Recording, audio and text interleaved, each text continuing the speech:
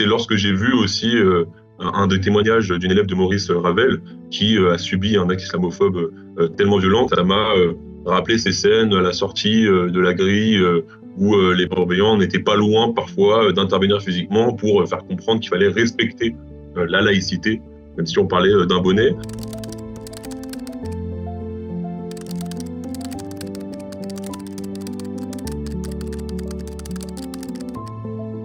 Concrètement, ça va être un ciblage plus particulier aux sorties de grille et aux entrées de grille des filles arabes et ou musulmanes, généralement musulmanes qui portent le voile, c'est-à-dire qu'on va même pas leur présenter le bonjour ou leur demander comment elles vont, mais directement les cibler, les regarder et savoir si elles enlèvent au millimètre près, au centimètre près leur voile et leur bonnet. Ça va être aussi par des convocations qu'il y avait eu à plusieurs reprises.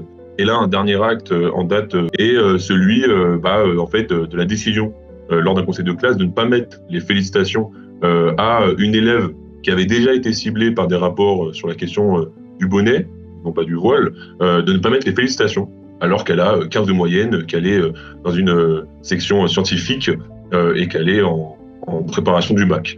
Il y a un impact qui est direct, négatif et concret sur les élèves concernés.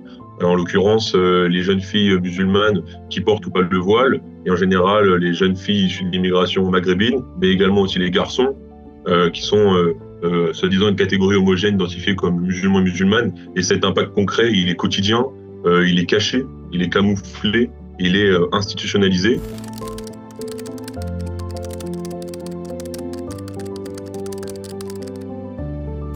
J'ai été ignoré par d'autres surveillants et surveillantes. J'ai été convoqué à de multiples reprises chez les CPE et chez les proviseurs pour être déjà intervenu sur cette forme d'acharnement qu'on retrouve des surveillants, d'autres surveillants sur ces jeunes filles.